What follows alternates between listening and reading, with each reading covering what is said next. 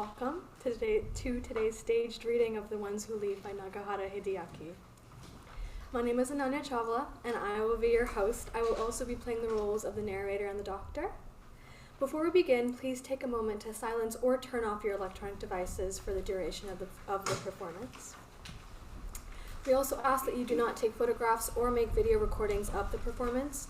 Please note that in the event of an emergency, there are 2 exits on your right.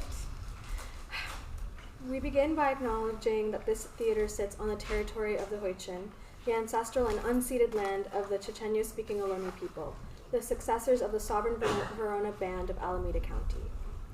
This land was and continues to be of great importance to the Muwekma Ohlone tribe and other familial descendants of the Verona Band. We recognize that every member of the Berkeley community has and continues to benefit from the use and occupation of this land since the university's founding in 1868.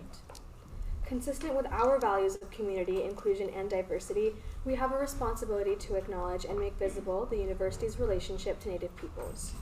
As members of the Berkeley community, it is vitally important that we recognize not only the history of the land on which we stand, but also that the Muwekma Ohlone people are alive and flourishing members of the Berkeley and broader Bay Area communities today. We are especially mindful of the importance of acknowledging theft of land when we're considering the setting of today's play, The Ones Who Leave. The original script states that the play is set in a Californian farming community 1 year before the passage of an anti-Japanese land law. The alien land laws passed by California state legislature in 1913, 1920, and 1923 were the products of lawmakers asserting authority over stolen lands. These laws barred Japanese and other Asian immigrants deemed aliens ineligible for citizenship from owning farmland and other forms of property in California. The play you are about to see depicts the life of one Japanese American family during a period of pervasive anti-Japanese exclusion. Historians have long thought that Japanese language theater was central to immigrant community life in Los Angeles, San Francisco, and Seattle from the 1910s through the 30s. However, most of these scripts for the original Japanese American plays have yet to be found. We are extremely lucky that the entirety of Nagahara Hideaki's play was published in a 1927 anthology of Japanese language, Japanese American literature. Thanks to the timely support and funding from many corners of campus, as well as the dedicated efforts of a student and community cast and crew, we've been able to workshop and develop a full stage reading of an English translation of the play. This may very well be the first performance of this play in almost a century. This play has 3 acts for a runtime of 90 minutes. After the intermission, there will be a Q&A session with director Yutong Zhang and translator Andrew Way Leong, moderated by Professor Philip Kan Gotanda. Followed by the Q&A, we invite you to join us for a post-performance reception in Wheeler Hall, room 330. And finally, we would like to thank our sponsors, the Japanese American Studies Advisory Committee, the Center for Japanese Studies, the Department of English, and the Department of Theater, Dance, and Performance Studies. We are also grateful for the generous financial support of the Hellman Fellows Fund and an anonymous matching donor. And now, without further ado, the debut English language performance of The Ones Who Leave.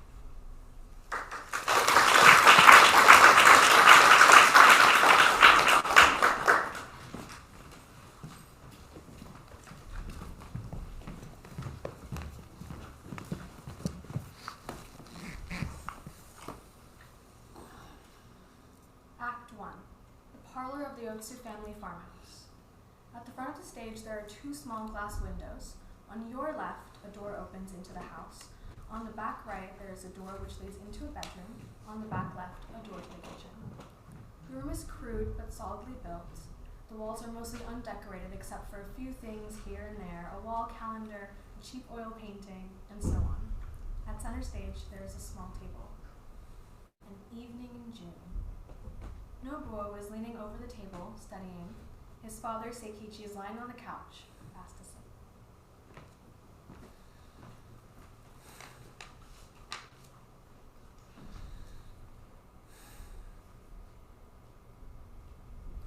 Papa! Papa! Papa! Papa. It's almost evening, Papa. Is that so? Yes, it's 6 o'clock already. Really? How long have I been asleep? Since 3, Papa. Oh, that's right. It's because I couldn't get enough sleep last night. I was trying hard to stay awake today, but I couldn't help myself. Uh-huh. Oh, Nobu. Huh? Oh, turn on the light, will you? It's so dark. What are you doing? Reading. That's my boy. Keep studying hard. You're making us proud. Uh-huh. But you know that it's bad to read in the dark, right? Because I'll get nearsighted? That's right. Nothing is more important than keeping your eyesight. Uh-huh.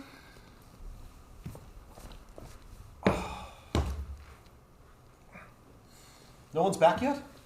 No, not yet. At this hour? What are they still doing out there? They're mending the crates. Nissan said we can't have the berries fall out on their way to the market. He said that? Well, isn't that something? So they've already picked the berries for tomorrow's delivery? Yes, they finished around 4. Right. That's good. Papa, I'm hungry.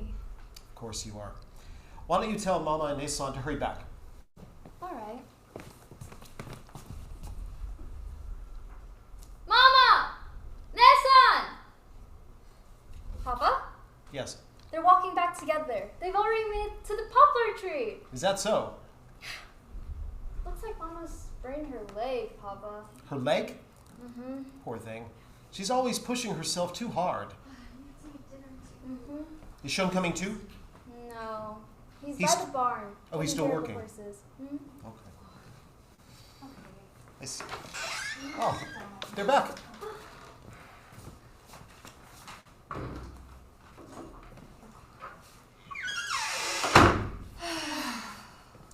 Jose, hurry and make Nobu something to eat, will you?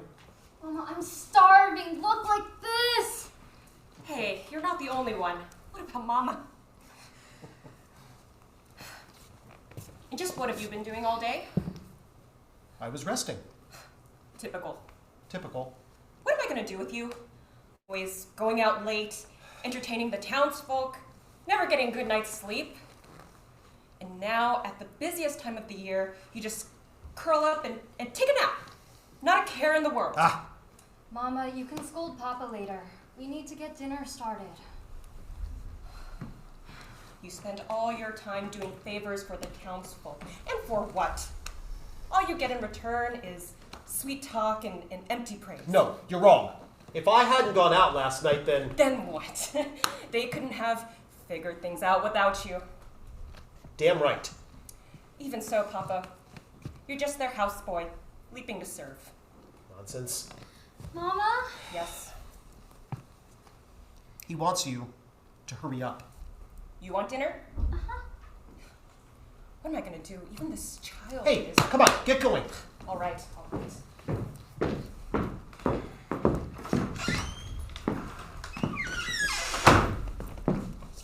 Toza. You're back. All done in the Westfield? No, there's still a little bit left to do. We'll finish in the morning. Anchan, Yes? I forgot to tell you something. This morning, Sensei, Sensei. the one from school. Ah, Matsuda. Yes, What about him? he told me to tell you that tonight there's a board meeting for the Young Men's Association and that they really want you to attend. They want me to attend. No way. We're working till our eyes bleed. No time to waste on such extravagant foolishness. But Sensei said, Don't call him Sensei. Matsuda is fine. Hey, Shun, he's been kind enough to teach your little brother. Doesn't that make him a sensei? He's an idiot. but he said that they want to make you president. That they all agreed should be you. Wait, president? Shunichi's going to be president. Ha! President. Yes, that's what he said. I don't care what he said. It's nonsense. When you go to school tomorrow, you tell him there's no way I'm going to be president. But Shun... Leave all that president business to someone else, okay? I'm not like other people. I could care less. There's nothing I hate more than having empty praise blown up my... They don't give you a cent for being president, okay? You're the one that has to give away all your time doing this, that, and the other thing. If I had that kind of time to spare, I'd rather use it to keep making money. For you, for Toshiko, for your education. But the whole board thinks you should be president. All those guys are in cahoots with Matsuda. Well, if that's the case, that's all the more reason for you to accept. Right, Shona? I don't want to have anything to do with Matsuda. He acts like a big shot, just because he has a little education. Always puts on this high and mighty look, like he's the only one worth anything around here. That's what I hate the most about him. How can he act like that when he's just a 2-bit Japanese schoolteacher? You always see the worst in people. I see them for what they are. Well, since he's the one stepping down from the presidency, maybe that's why he's so keen on representing you for the position. Oh, they're just trying to get on my good side. It's because I tell it like it is, and I call them on their nonsense. This is their last-ditch effort to keep me quiet.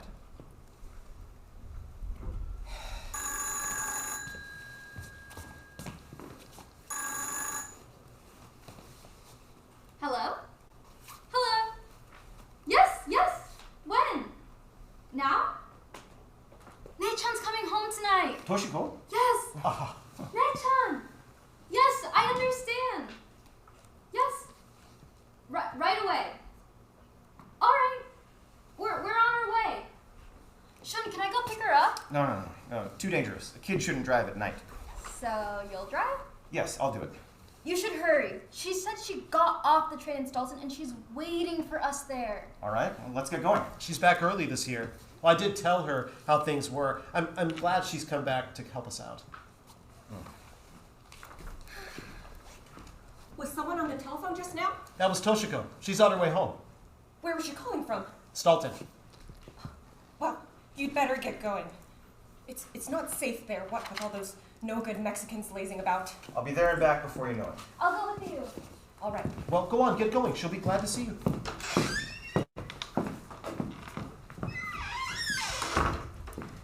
It's so good of her to come early. I don't know how we'd manage this year if we didn't have the extra help.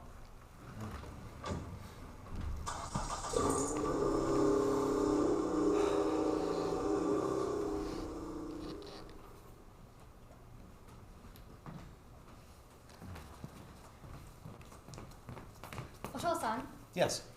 is Toshiko coming tonight? Yes.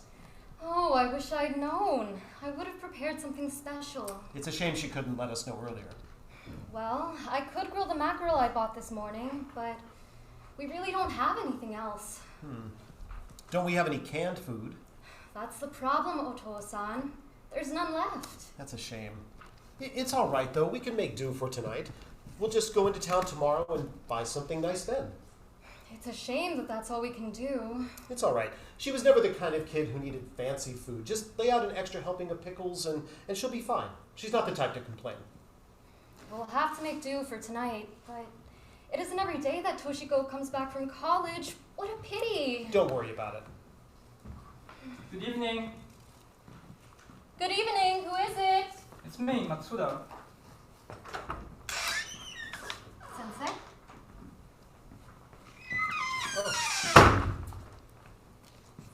I hope I'm not coming at a bad time. Of course not, Sensei. Oh, hello, Ohtsu-san. Thanks for taking such good care of us the other night. Thanks to you, we had a very wonderful time. It was nothing. I was just happy I could help. So you reached a decision. Thanks to you, we did. No need to thank me. Sensei, Ah, have a seat.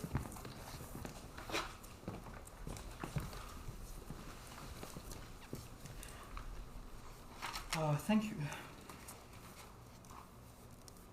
So, where is Shinichi? Is he still outside working? No, he came in just before you got here. Oh, but is that so? He went to Stolten to pick up Toshiko. Oh, She's coming back from college. I see. Remind me again, which college is she attending? Berkeley. Actually, it's Stanford. Ah, that's right. So, she's coming back for summer break. Splendid. And what year is she now? She's the junior. Oh, she's already quite advanced in her studies. Sensei, well, we can never thank you enough for all you've done for Nobuo.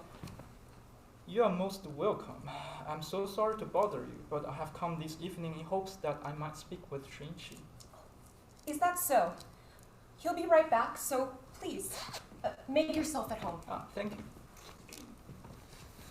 Papa, Yes. I'm afraid I forgot to do something. Shinichi asked me to shut off the water to one of the fields, but I left it running. Could you please go and take care of it? What a pain. Which field? The lettuce. Sorry to inconvenience you. I heard you. I'm going. I'll be right back, so please feel free to wait here. I'm sure Shinichi won't be too long. Oh, always hard at work, I see. This? No. This is nothing. Sensei, I'm afraid I have to get back to the kitchen. Please, excuse me.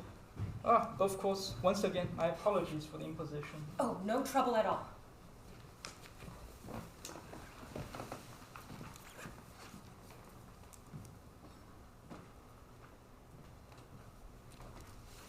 Matsuda-san. Yes? Did you read my letter? I did. And? Matsuda-san, for heaven's sake, how could you even think such a thing? Please just forget you said anything. With everything that's going on, there's no way that we could...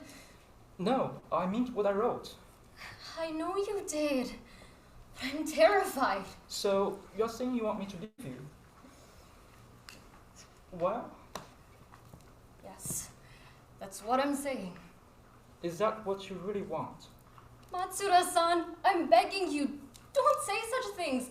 Please stop torturing me like this. I'm not trying to hurt you. All I'm saying is that it's a tragedy to lie to yourself about how you really feel. You're running your back on your true feelings. You know? No, I'm not. Yes, you are. I know how you feel about me. Matsuda-san, what am I supposed to do? Just hold on to what's truly in your heart. Go where it leads. Stay true to what you really feel. If I do that, my life will be over. Don't say that. I love you too much to let you waste your life. No, stop. You don't understand. I'll always love you. That will never change. I never knew what it meant to be in love until I met you. If that's the case, then why don't we... No, it's because it's true that I can't. I didn't expect you to be so afraid. Yes, I'm afraid. I'm terrified. I can't risk everything to leave with you. Is it because you still care about Shinichi? Yes. And everyone else? Yes, everyone. They've all taken such good care of me. Please, I'm begging you, don't say a word about this ever again. Excuse me, Sensei.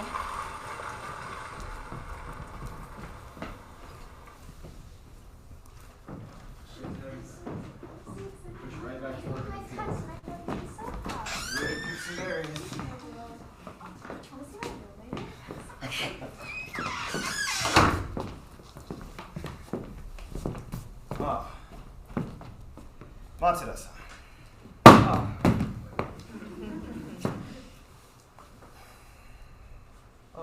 So sorry to intrude. I came over because there was a small matter I wanted to bring to your attention. Well, sorry to have kept you waiting. Someone needed a ride from the train station. Yes, your wife, she was just telling me. Ah, is that so? Good evening. So sorry to interrupt your arrival. No need to apologize. Nii-san, aren't you going to introduce us? Yes. This is Matsuda-san. He's been teaching at the Japanese school since last summer. And this is my, Yes, I've heard so much about you. A pleasure to meet you. Your studies must have been quite difficult. Yes, quite. How long is your break? Until September. Is that so? Well, then you can take your time and relax. I hope so.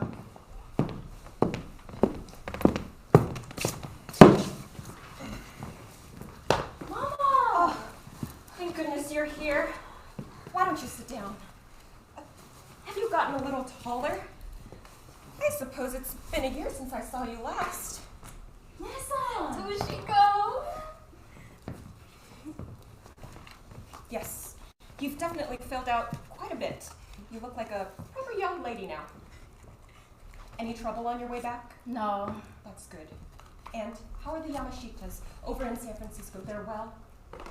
Where's Papa? Papa? Papa-san went out to shut off the water to the fields. He'll be back soon. I see. When Ohtsus gets back, we'll eat dinner. All right. Well, I should be on my way. Leaving already, Sensei? Yes, thank you for having me. No, Sensei, please. Stay for dinner. It's nothing special, but you really should stay. Thank you, but I've already eaten. Please, Sensei, it's no trouble at all. Well, Sensei? Matsuda-san, please, feel free to stay.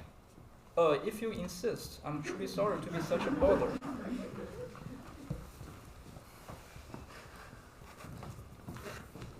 Sensei? Yuko-san.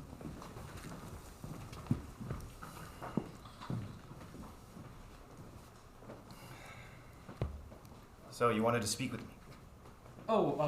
Yes, I almost forgot. I wanted to ask you if you would be willing to be the president. President? President of what? Of the Young Men's Association. My answer is no. Everyone agrees it should be you. You have such a good reputation. You are clearly the best man for the job. No. And don't bother trying to convince me. I But won't why? do it. But why? You know, it's not like I can point to any one reason and say that. That's why. Why not give it a try and see? No, never. I absolutely refuse to be president. What about the fact that everyone, No, it just doesn't make sense for an uneducated man like me to be president. There are lots of other people who I'm sure are more qualified. That's not true. Keep looking. I'm sure you'll find someone. We've already looked high and low. There's no one else who could do the job as well as you can. Please, won't you reconsider? Matsuda-san, why change things? Can't you serve another term as president? That's against the bylaws. That's right. It's a one-year term, isn't it? Exactly. You sure there's no one else? There's no one else. Ah, I've got it. What about Noda? You won't go wrong with him. Noda. Yes. Don't you think he's, Think he's what? don't you think he's a little too young? You're saying he's not experienced enough? No, that's not what I meant. He's a good man. I'll vouch for him. Even so, Oh, or what about Sawamura? his name did come up. He's perfect. He's well educated, and since he's a pastor, he already has an impressive title. Well, those things are completely unnecessary for being president. Anyway, he's a good man. He's got a good education. You should pick him. Well, if you're not going to accept, I suppose we don't have a choice. The board will make its decision tonight. Please just choose Sawamura. All right. Will you at least be able to come to the meeting? Sorry, I won't be able to attend. My sister just arrived, so... I see. We'll try to make do without you. Finally, time to relax. You must be tired. Is Toshi back? Yes, she's in the kitchen. She is. Hey! It's so good to see you. So you'll be joining us for dinner? Thank you, truly. But Come on, Shun. Say something. Ah, Well, Sensei? Matsuda-san. We don't have much, but please, feel free to stay. oh,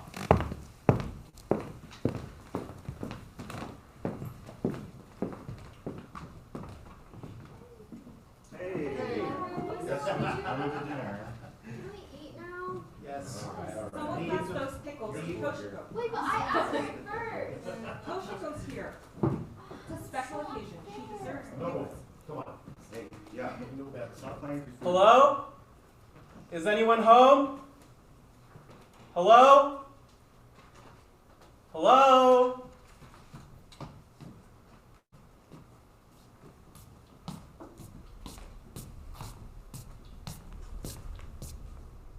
Who is it? A traveler. Who? Just someone passing through. Nissan! Nissan! Nobuo, is there someone at the door? Yes, but I don't know who. I'm not a thief. I'm just a simple traveler looking for a place to sleep for the night. Any old corner will do. Dear, can you come here, please? Who is it? He says he's a traveler, looking for a place to sleep the night. He's Japanese? So it seems. Huh. I've never heard of a Japanese tramp before. How odd. Please, sir, I'm no thief. If you'll just let me sleep outside, under the eaves, I'd appreciate it. Should we open the door? We probably should. You open it. All right, stranger. We're opening the door. Thank you. Come on in.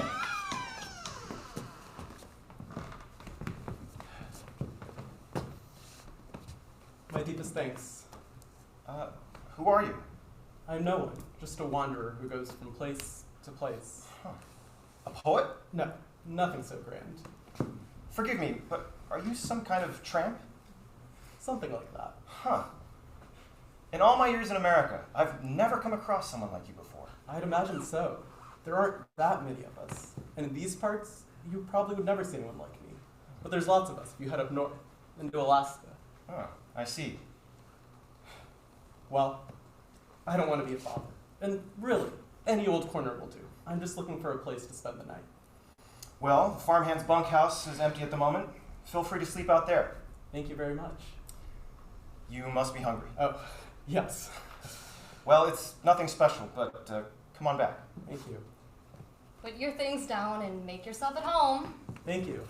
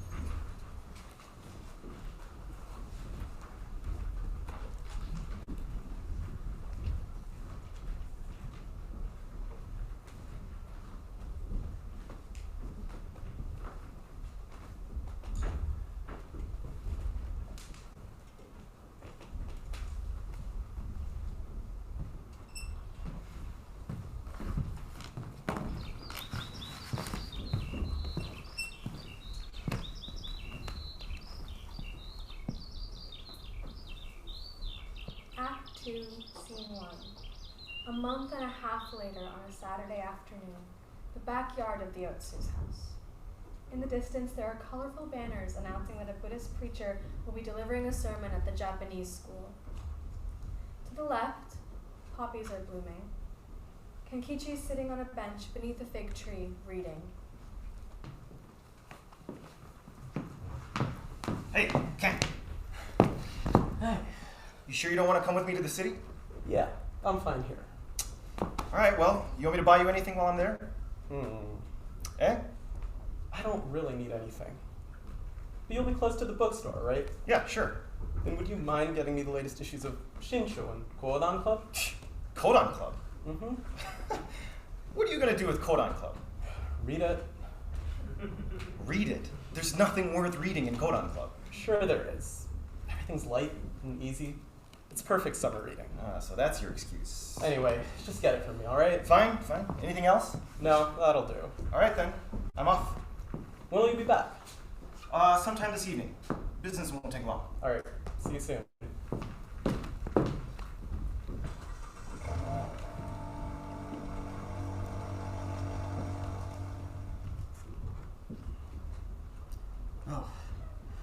This is good. What a great poem. Hatarakedo, hatarakedo, waga kurashi raku ni narazu, jitto te o miri. I work and I work, but my life gets no better. At my hands, I stare. Magnificent. Truly magnificent. That takuboku is really something.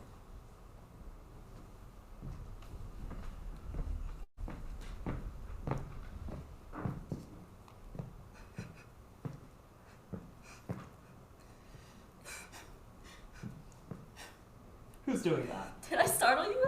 Not at all. Well, you looked surprised. Nope, not one bit. Liar. It's a beautiful day, and here you are reading a book. What's the matter with you? Yes, there's definitely something wrong with you. Well, what should I be doing? Why not go out somewhere? Have some fun. Go? Where? What do you mean, where? The mountains, the ocean, the city? Anywhere. Nonsense. This is a precious day of rest, a perfect time to read a good book. You're hopeless. Completely hopeless. Is that so? Yes, you're irredeemable. Has the sermon started? No, not yet. They said it starts at 3. And you're back already? Yes. Well, there are plenty of young folks to bother over there, so why did you come back here? I hate you! There were so many people. I felt like I was going to suffocate, and everyone just kept ordering me around to do this, do that. So that's why you left. Maybe.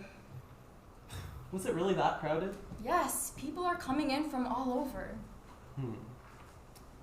Did you see the monk? Yes. I wonder what he looked like. He had this grim expression on his face. Most monks have grim faces. I wonder why. You know why. They don't eat meat, and they spend all their time staring into dead people's faces at funerals. Unbelievable. Moriyama-san, let's go. I'll show you. What? The monk's face? Yes. Well, I suppose it can't hurt to have a look. He's a famous monk after all. Everyone in town is going to see him. Well, not everyone. I'm still here. You're not like other people. There's someone else who's not there. Who? Can't you guess? Your older brother. Nisan? Mm-hmm. Where is he? He went to the city. When? Just now. Oh no, Nisan's in for it now. He's one of the ushers. He told me that I should go on ahead, that he would meet me there. Your brother? He's really something else. I wouldn't be staying here, bothering you all, if it weren't for his kindness. But this time he's gone too far. He was specifically nominated to be usher. Someday, people are just going to give up on him. You're right. That's what he's waiting for. The day when everyone gives up and stops relying on him. All you've done since you've come here is corrupt him. No, it's not me. No, it's you. You're a bad influence. No, your brother just isn't like other people. That's what I admire about him. Oh, stop.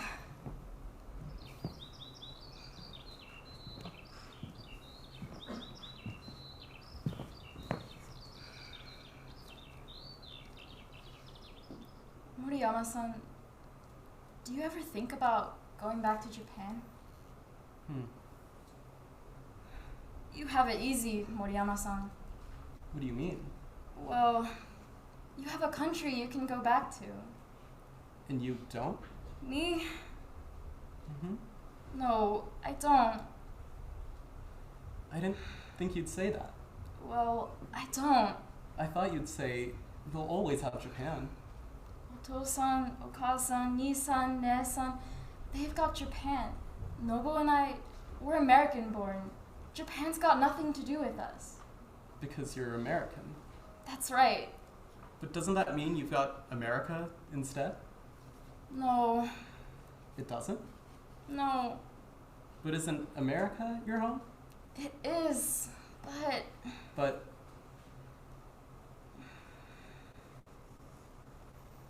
Yoshiko. Did you ever think things would be easier if you'd been born white? Yes, many times. So have you ever felt ashamed that your papa and mama are Japanese? No, never. Not once? Not once. Are you sure? Yes, never. But you said you've thought about how things would be better if you were born white.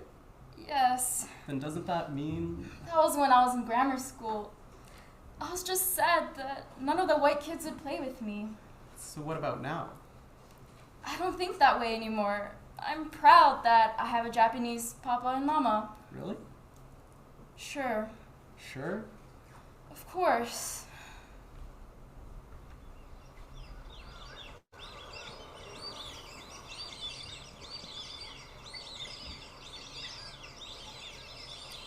Toshiko, Yes? how long have I been here? Almost a month and a half. So it's been that long.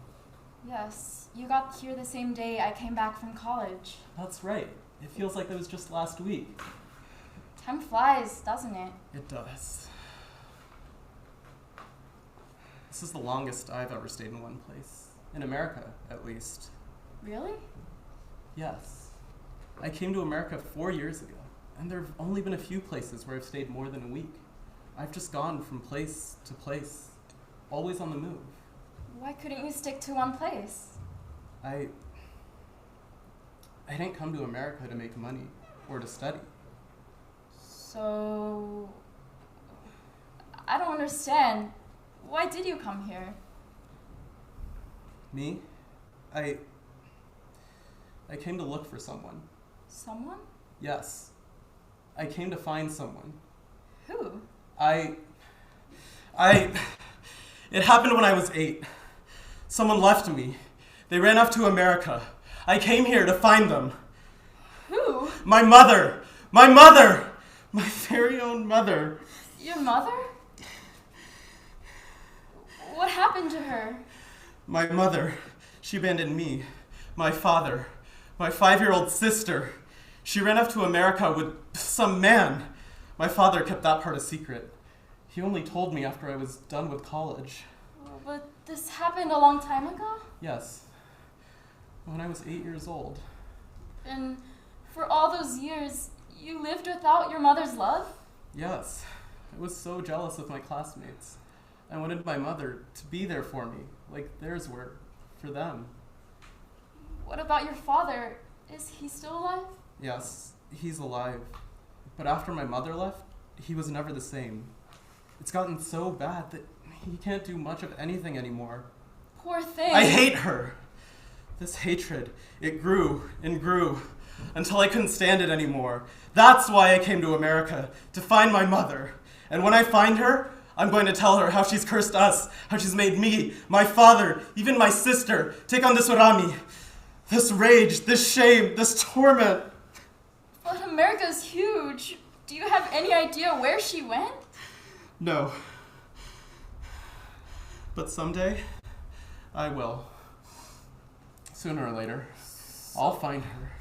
When you went to Alaska, you were trying to find her there? Yes. I went there, and I've kept on going. That's how I ended up here, just going from one place to the next. I had no idea that you were carrying such a heavy burden. I've never talked to anyone about this. You're the only one I've ever wanted to tell. Oshka. Yes? I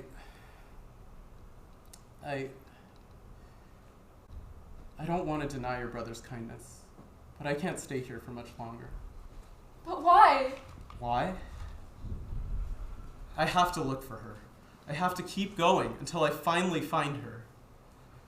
Think this through. Somewhere out there, your mother is thinking about how much she misses you. I'm sure of it. Wouldn't it be better for you to stop wandering and hold on to that thought instead? I can't.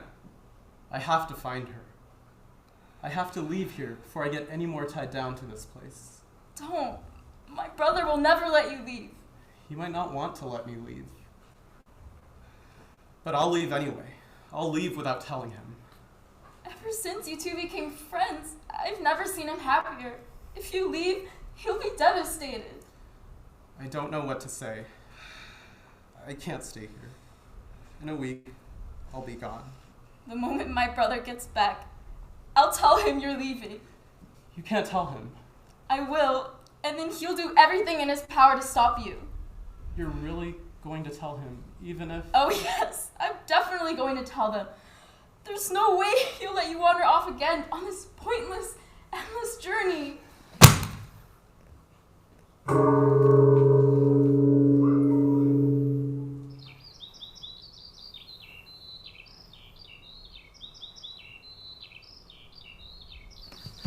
Why are you tempting me like this? I still haven't found her yet.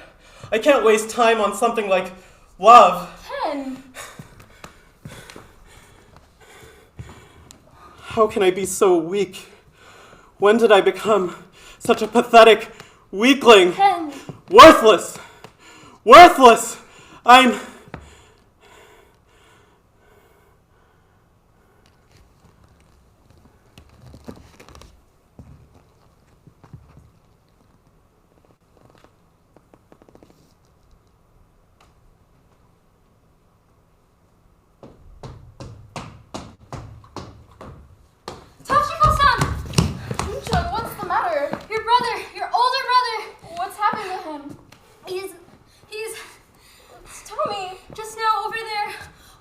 Where? The car crashed, and... What? And... My brother, is he hurt? Yes, his leg! There's blood!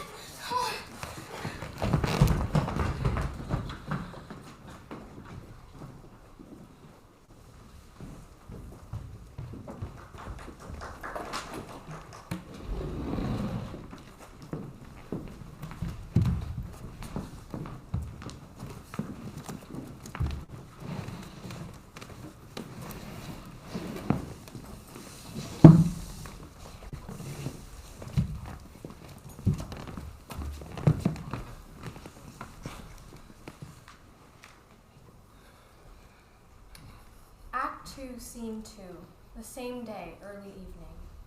Shinichi and Yoko's crude, undecorated bedroom. At right, small glass window. At left, a door to the parlor.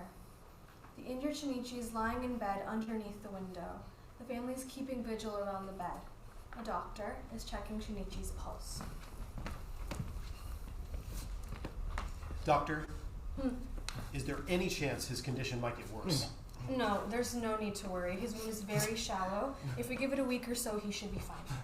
All right, but that wound on his hand looks pretty bad. There's no cause for concern. That's a relief. Thank you. In any event, he should stay in bed for a few days. He's running a fever, so even a small disturbance could cause unnecessary excitement. I understand. We'll keep an eye on him. I'll come back tomorrow morning. Thank you for coming by. Yes, thank you for going to so much trouble. No, don't mention it. No, we're in your debt. All right. I'll see you tomorrow. Thank you.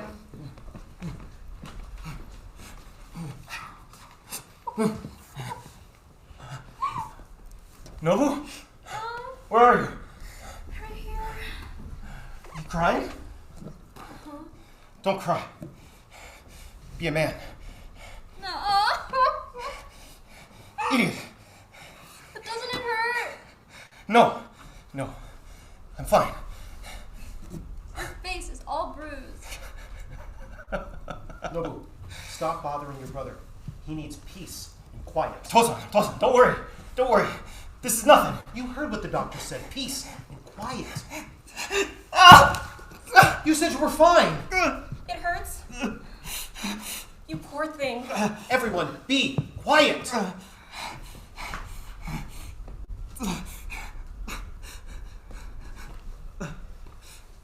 Ken hasn't come back yet, has he? No, it's getting late. They must not have any ice at the village store. He probably went to Takahashi-san's. But Takahashi-san doesn't have any ice either. If Takahashi-san had ice, then Ken would be back already. That's true. He's probably gone all the way to Santa Rosa. He must have. Well, we can't cool him down until we get ice. Speaking of which, do we have any ice bags?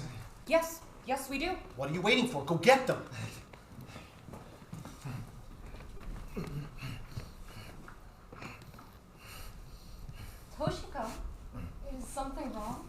No, it's nothing. You've turned pale. What's the matter with you? What is it? Ne-san, What? it's Moriyama-san. I don't think he's coming back. Why would you say that? I don't know. Did he get into a fight with someone? No, Then why do you think he's not coming back? it's Ne-san. He said, today, he said, Why are you crying? What's going on, Toshiko? I can't say, not in front of me-san. Shun's gone to sleep, so out with it. Why are you crying like this? Is he really asleep? He's sleeping, don't worry. Today he said that he was thinking about leaving here. That's why. So what? That's no reason to be crying like this. That's not all, Papa. He suffered so much misfortune. He's a no good bum. You can't believe a thing he says. Toshiko? Toshiko! Yes? What's happened to Moriyama? Nisan, did you hear us? Yes, I heard you. I heard you crying too, but did something happen to Moriyama? No, nothing's happened. He's just gone to buy you some ice. And? That's it. Honest. Hey, I'm your brother. You can't lie to me. Whatever it is, you just tell me. You're hurt. You should rest. You shouldn't be worrying about this right now. Hurt? It's just a scratch. Stop lying and just tell me. Listen, I told you. Just tell me, okay? Why won't you tell me? Nisan, I'll tell you. If you keep shouting like this, you'll hurt yourself. Okay, fine. Just tell me. Nisan, Moriyama-san is your best friend, isn't he? Yes, we're good friends. Over the last month and a half, I've seen his true character. I know that there isn't another man in this whole world who's as good as he is. Moriyama-san said the same about you. Oh. He told me how much he admired you, that you were really something. Did he? So why are you crying? Because, Nisan, that man's life is filled with suffering. Suffering? Yes. What do you mean? Well, he said his mother is living somewhere in America. His mother? So that's what it was. Yes. Moriyama-san told me that when he was 8 years old, his mother ran off to America with some man. And then? Moriyama-san, he decided to try to find her. That's why he came to America. But he has no idea where she is. I see. So that's why he lives the life he does. The first time I saw him, I had the feeling that he was the type of man who was holding on to some kind of secret. I was going to ask him about it the next time I saw him. I feel so sorry for him. This can't be true. Why would I lie about this? Earlier today, he broke down into tears and told me everything. So what did Moriyama say next? He said that before the week was out, he would be leaving us. What? In less than a week? To try and keep finding his mother? Yes. No, never. There's no way I'll let him. Nisan, calm down. No, listen, I'm not an idiot, Toshiko. I'm your brother. You don't need to say anything. I know what's really on your mind. Well,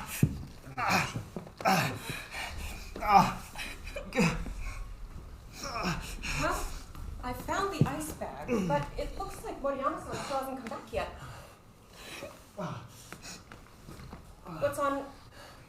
What's going on with you? Your brother will be back soon. There's no need to cry about it.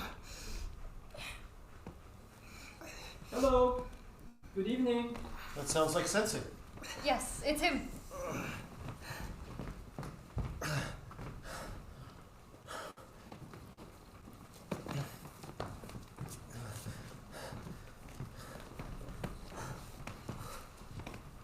I've heard about the accident.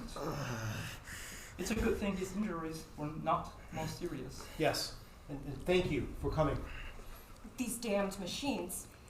Everyone's driving them these days. It's no wonder that... Yes, someone's liable to get hurt. It truly is a good thing he didn't suffer more serious injuries.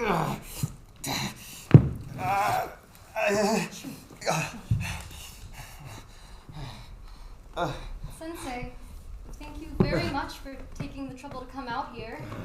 There's no need to thank me. Actually, I had wanted to come by earlier, but I couldn't leave until we finish cleaning up after the sermon. I'm sure you must have been very busy. Yes, quite busy. I can only imagine. Well, thankfully Noda-san and Murakami-san took care of the rest of the cleanup. That's good. And how was the sermon? It was very impressive. I would imagine so. What a shame that we weren't able to hear him speak. Yoko! Yes? Someone here? Look, it's Sensei. He came to see how you were doing. Sensei? Which sensei? The pastor? The doctor? Or is it that teacher? Dear, what are you talking about? It's Matsuda Sensei. Matsuda. Why would I want to see Matsuda? I've had enough of him. Tell him to get out of my house! Hey, Shun, what's gotten into you? Sensei, it's the fever. Please don't pay him any mind. Well, I should be going. Please take care. I'm so sorry. Please don't pay any attention to what Shun was saying. Oh, no. Don't worry about it. It was just the fever talking. No, truly, my sincere apologies.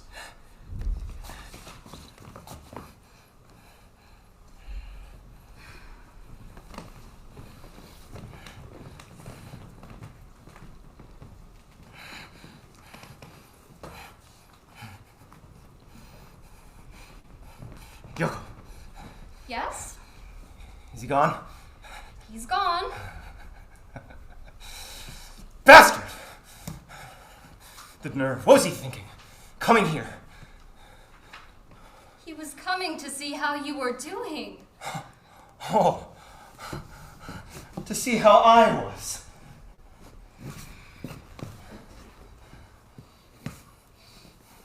Yes, and you went and... And drove him off? You're damn right I drove him off.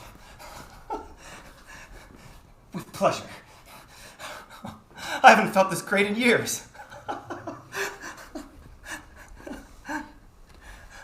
You're a brute!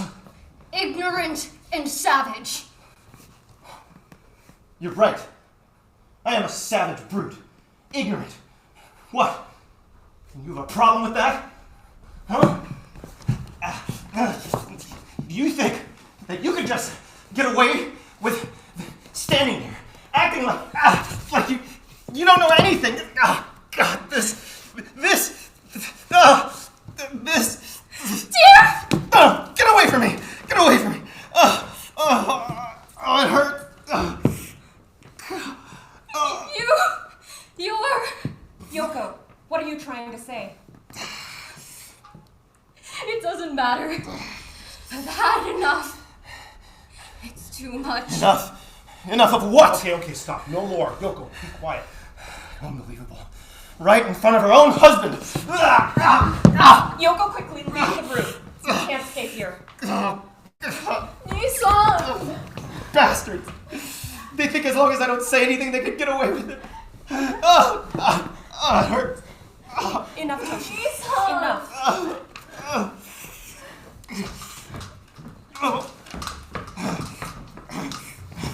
Look, Toshi. Moriyama-san's come back after all. Moriyama's back? Nissan, he's back. He's come back. Sorry it took so long. I had to go all the way to Santa Rosa to get your ice. Thank you for going to so much trouble. So how's your brother? His fever's gotten much worse. Ken, wait, you took so long that Toshiko, well, she started to cry and she told us your story.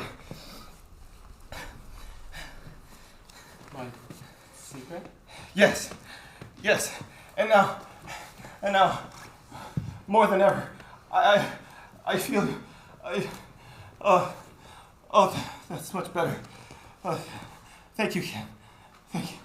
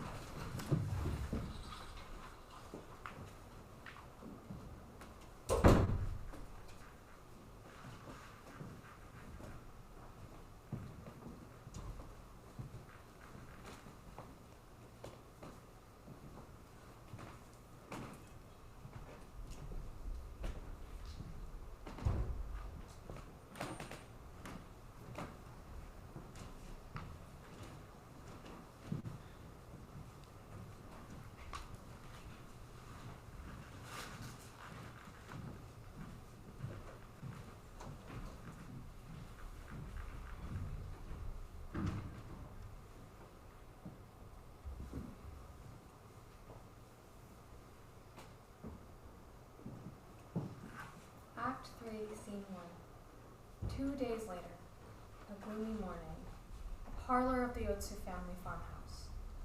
Outside, the sky looks as if it's about to rain.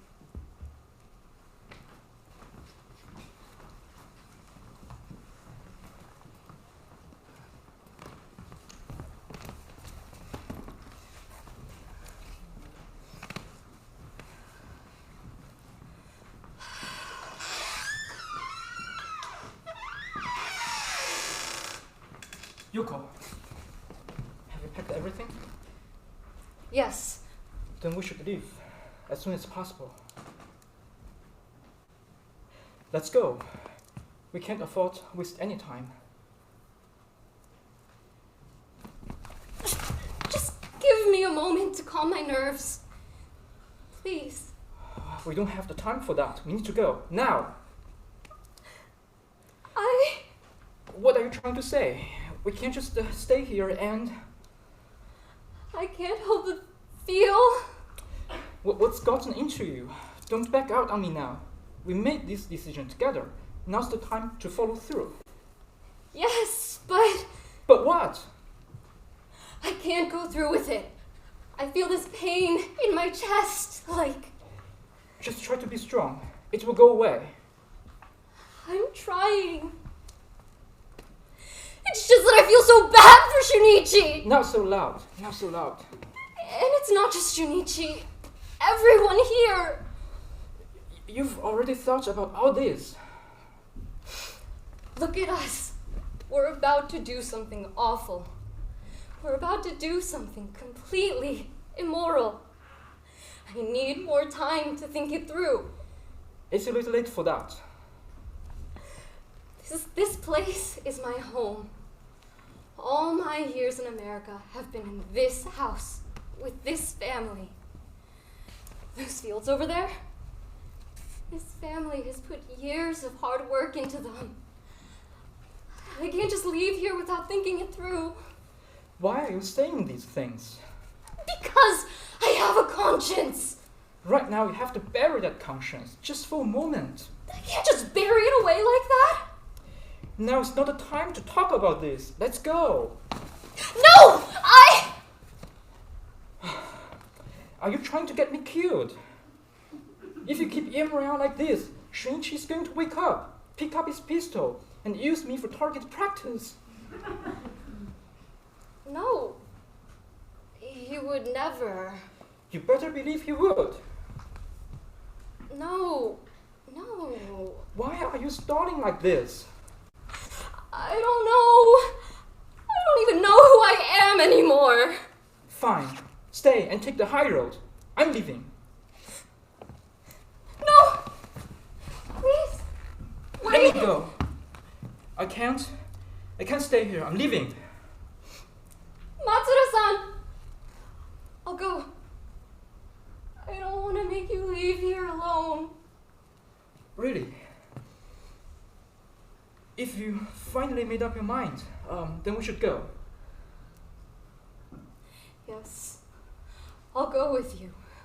Wherever you go, I'll follow. Please, just take me with you. All right, hurry. Let's get out of here.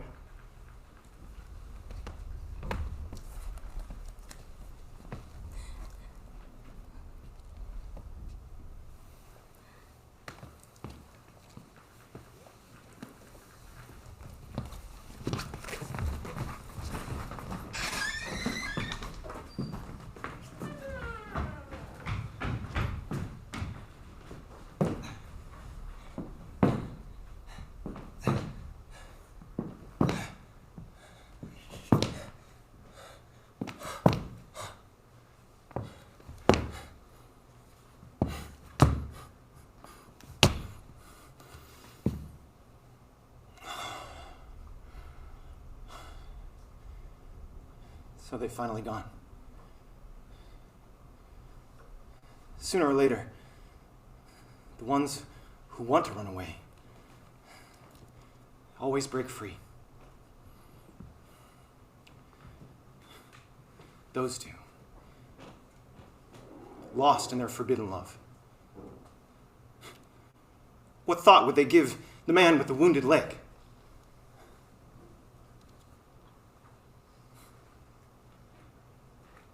I won't chase after them.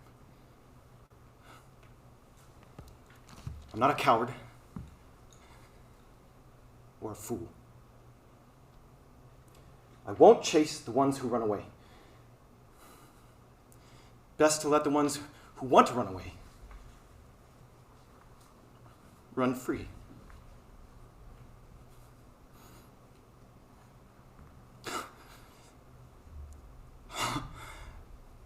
Five years. Yes. For 5 years. How did I love her? And yet she knew nothing of my love. She doubted me. Ignorant. Savage. I never knew how to show her how I felt. And that was it. I bear no hatred for her.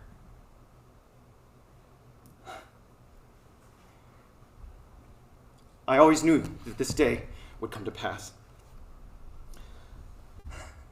This day of sorrow. And so it has. I will not follow them. I will not follow them. I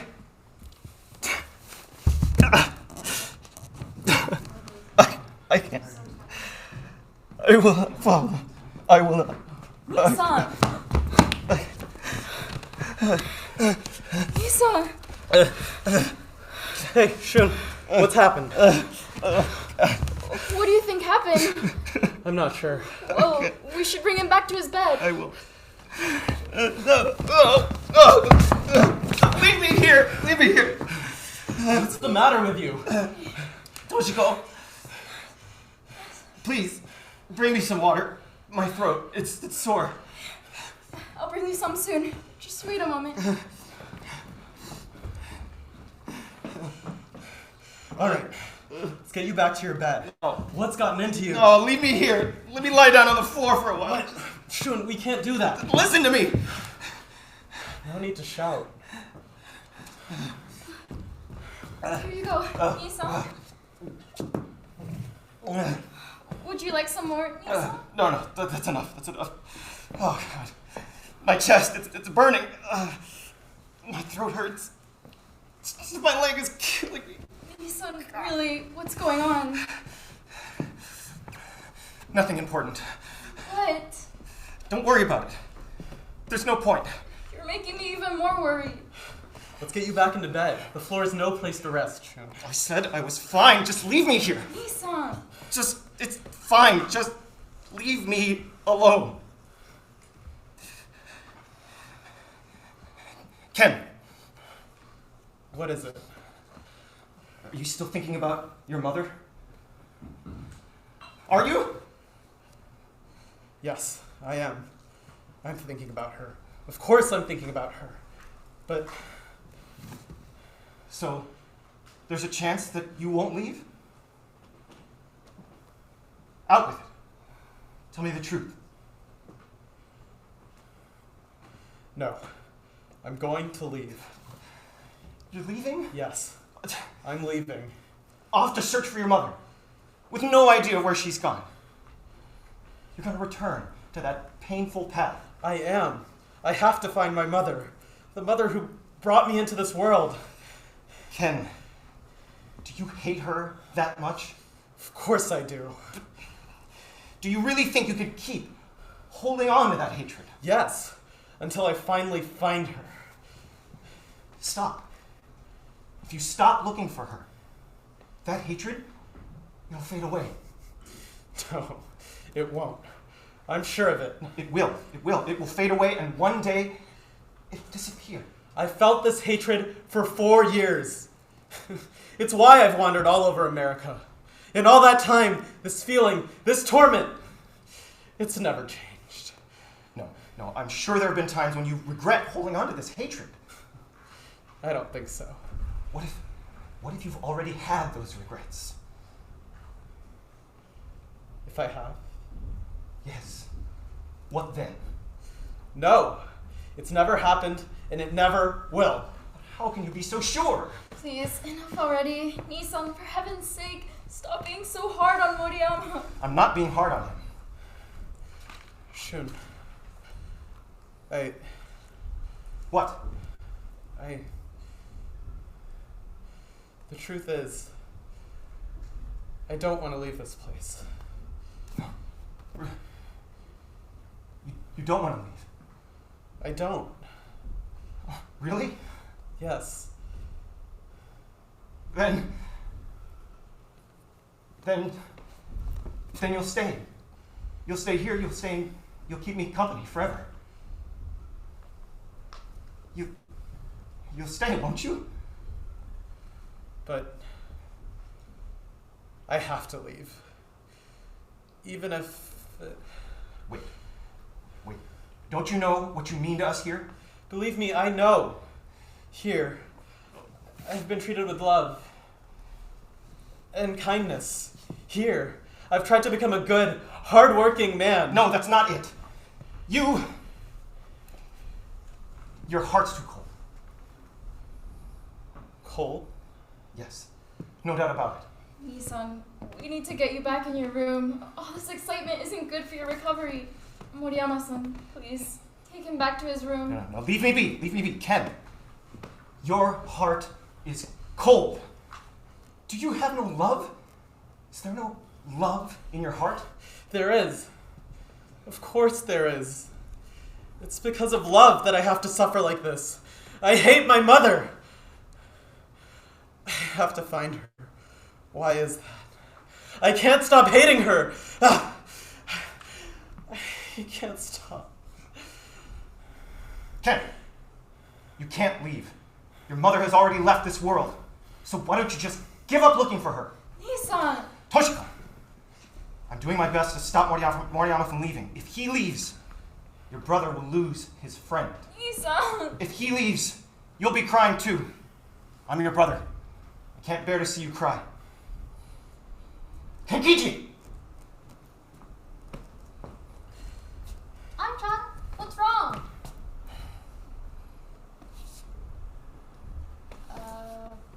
I just saw Ne-san and Sensei on the river road driving towards the city. Wait, say that again. Who was driving with whom? Ne-san and Sensei? Sensei? The one from school. Oh no. What should we do? Where were they headed? To the city? To the city. This is bad. Hey, Shun, are you hearing this? Nii-san. Just Ne-san. shut up. We can't let this happen. All right. I'll go after them. I'll go with you. Fine. Let's hurry and get your brother back to bed. Leave me be, Ken. I've known about this all along. I've known from the moment they left. Then, why didn't you stop them? There was no need to stop. Nii-san. I won't chase after Yoko. Only a coward would chase after them. Shun, you're not thinking clearly. No. No matter how hard you try and catch them now, in the end, there'd be no point. Just leave them be. Nii-san. It's better to stay calm about it. There's no point in making a scene. Nii-san. Enough! Papa! Papa, hurry! Get back inside! Nesans! Anchans! Nobu, stop yelling! Mama! Papa! Hey, stop that, Nobu. If you scream like that, the neighbors will think something's wrong. Papa! Papa! Mama! Nobu, my leg. Oh, God, it's like I'm being stabbed. No, I can't get distracted. I can't stand it anymore. Yoko. Oh, it hurts. Oh, God, it hurts. Nii-san, try to calm down. Nesan's going to come back. We'll bring her back for you. Come back? You'll bring her back? Yes, we will. Oh, please don't even try. Nii-san, you've always loved her. And Nii-san, she's always worshipped you. If that's true, then why'd she run away? Nii-san, please calm down. Nii-san will come back for sure. She never knew what was in my heart. She never knew how I felt about her. I never knew how to talk to that woman. Nii-san, Nii-san's going to come back home. Your love for her will make her want to come back. The way things turned out, there's nothing between us anymore. We're just perfect strangers now. That's it. Just strangers. You pass by on the street. If you let a wild bird loose from its cage, it'll never go back inside. They're off. In their wide, wide world, spreading their wings, flying free. And one day, in some quiet corner of the world, maybe they'll die in peace. Hey, Shun, you can't think like that. Pull yourself together. I've been fighting. I've been fighting for years. I've been fighting like mad. It's a wild bird. It's flying away. She's flying. She's flying away. She's going to that shining city. There's no point in chasing after them. You can't chase them. You can't. You can't. Moriyama-san, what should we do? You can't. This fever is making him delirious. I can't. I will chase. You can't. It's. What's going on here? It's Nii-san. She's. What's happened to Yoko? She and Matsuda. What? They. Wait, what's happened?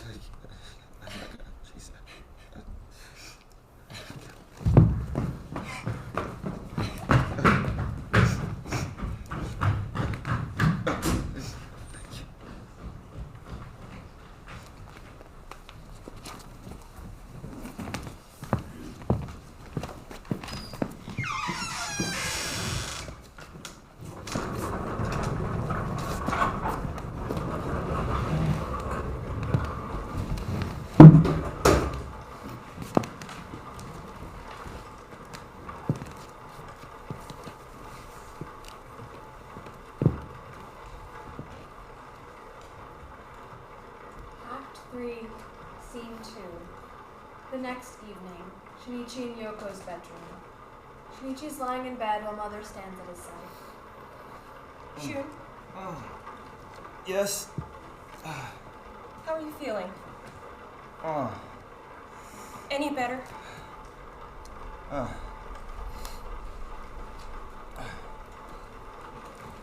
Shun, this rain's no good. Oh. When will it stop? Mama. How are the berry fields? Noda-san said there's no hope for the third harvest. This rain's gonna ruin everyone. Mama, this must be an unlucky year. We didn't turn a profit on the berries because of rain. We didn't get a good price for the lettuce because of pests. And Yoko left. My leg. Just accept it and move on. Good times will come again. Oh. When it comes down to it, you're the pillar that holds this house up. With you laid up in bed, it's no wonder the whole house seems gloomy. You'll get better soon. Once you're up and ready, the whole house will come back to life. Oh.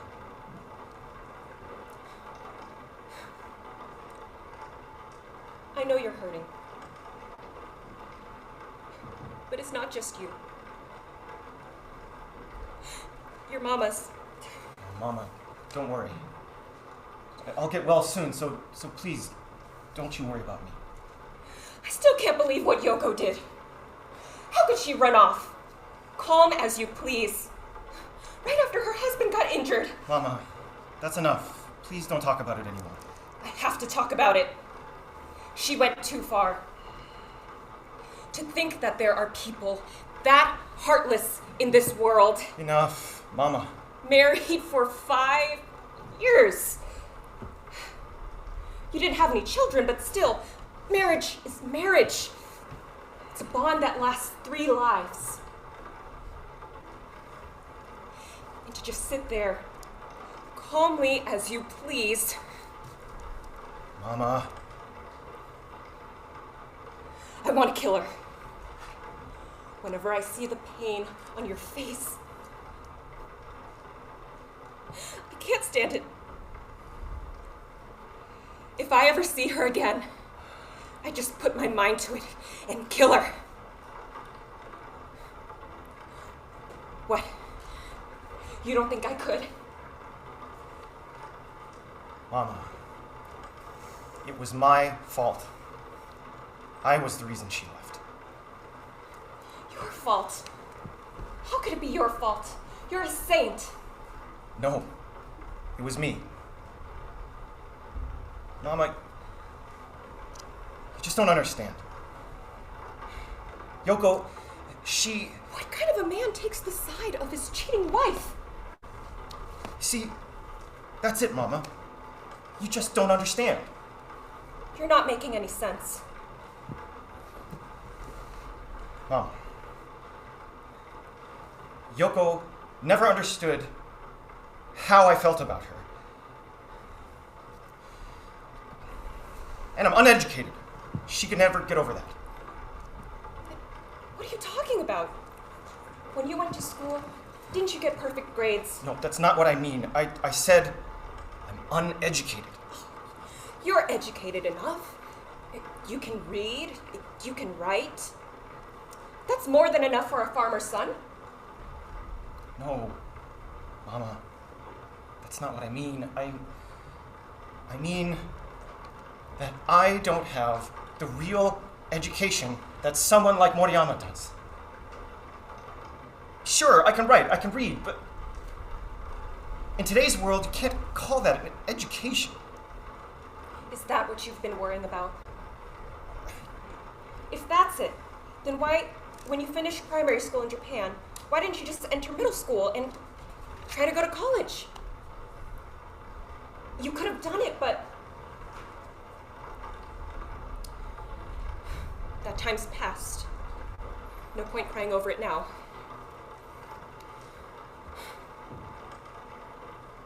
I can never raise my head in front of Yoko. Why not?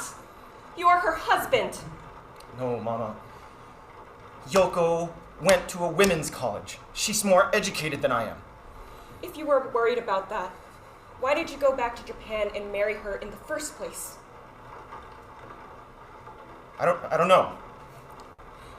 Did you really think that if you married some spoiled city girl who'd never worked a field in her life, that somehow she'd make it in America? You didn't think this through, and that's why all this happened.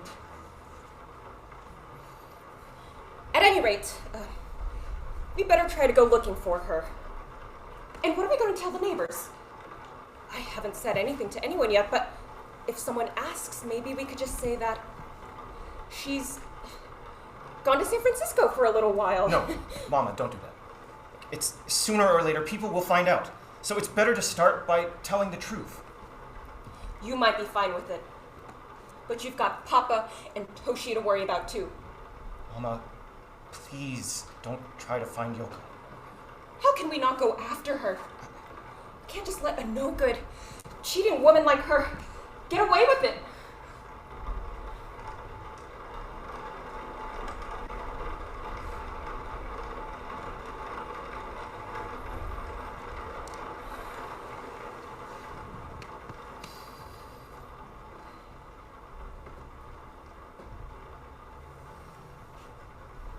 Mama, I heard there was a pretty big mess over at the school. Of course there was. He was the only teacher they had. It's a disaster.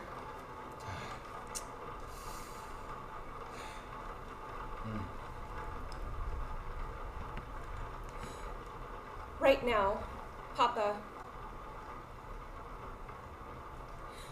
gone to school with Nobuo. What for?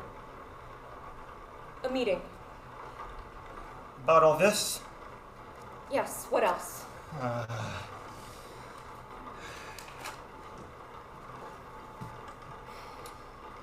Mama, where's Toshiko?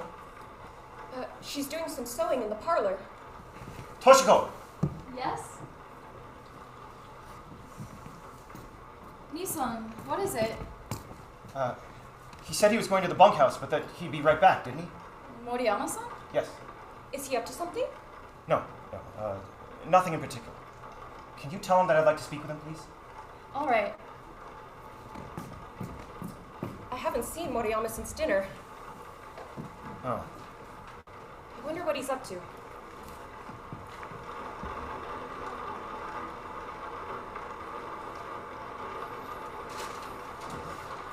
Nissan! What is it? Nissan, something's wrong. Moriyama-san, he's not in his room. Moriyama's? Yes, he's not there, and his things are gone. What? Moriyama? Yes. Sure enough. Where did you find this? On top of his desk. What? It's addressed to me. Thank you for all you have done for me during my long stay. I think it is best not to overstay my welcome, and thus I've decided to leave tonight. It's raining. Soft, sentimental, like the rain falling in my heart. Once again, I will carry my blanket over my shoulder and return to the road. Please pray that my journey will be blessed with good fortune. No matter where I go, I will never forget your kindness. And if all goes well, one day I might return to ask for Toshiko's hand in marriage. Who knows? Nissan, was that all? Yes, that's it. Nothing to me?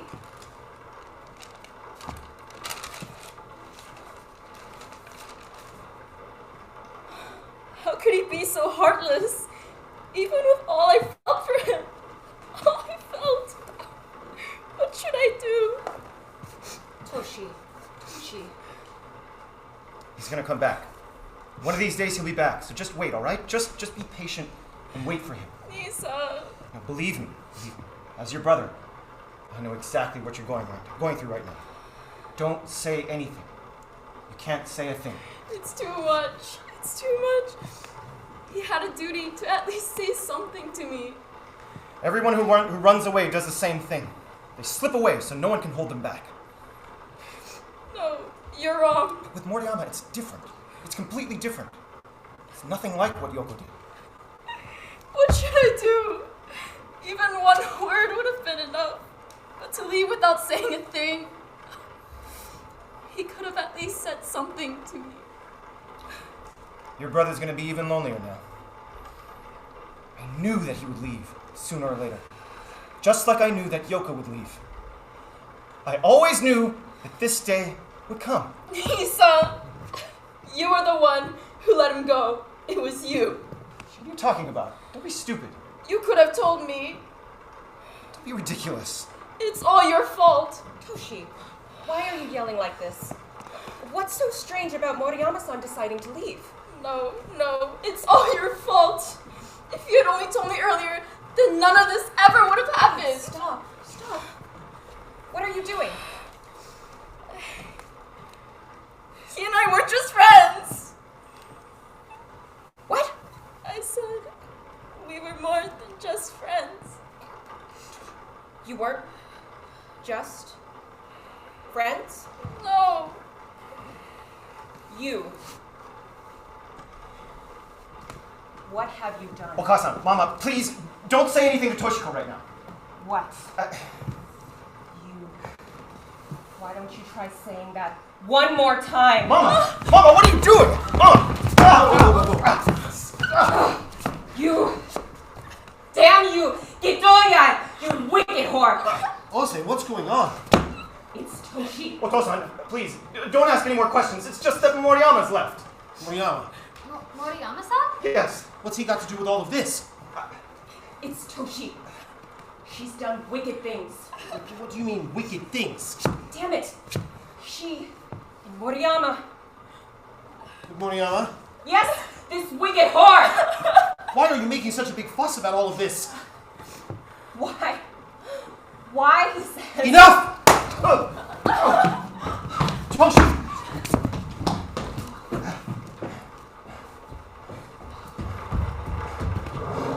Papa! Aunt-chan, it's Nessa! She's running away! She's crazy! She's running right through the middle of the berry field! What? Hurry! Toshiko, wait! Wait, Toshiko! Toshiko, wait! Toshiko! No, wait! The rain! The dark!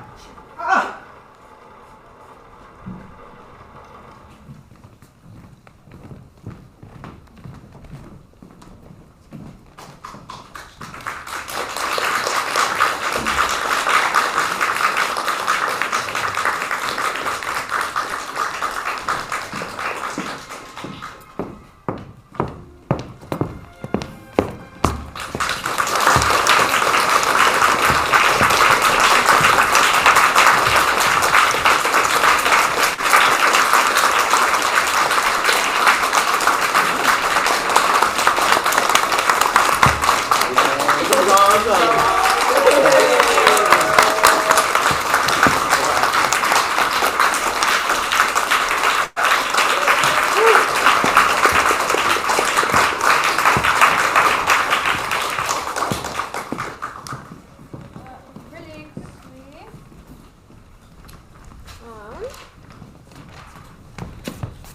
Thank you so much for coming. A few quick announcements about the intermission and the Q&A. Please notice there are no restrooms on this floor. Restrooms are upstairs and to the right. There are also some other performances going on in the building. Please try and keep your hallway conversations at a minimum, at a low volume. And finally, we don't have a buzzer or any other means of letting you know that intermission is over, so please come back here in 15 minutes. That's 2:01. We will start our Q&A session at 2:01. Please think of your questions now, and if you're watching via Zoom, please feel free to type your questions into the Q&A box.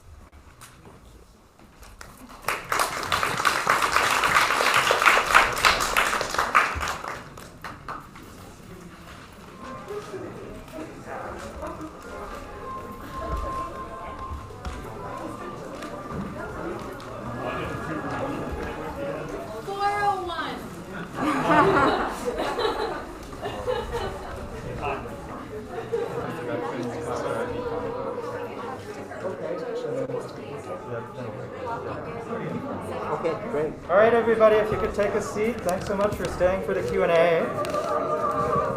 Can we take our masks? Yeah, we can.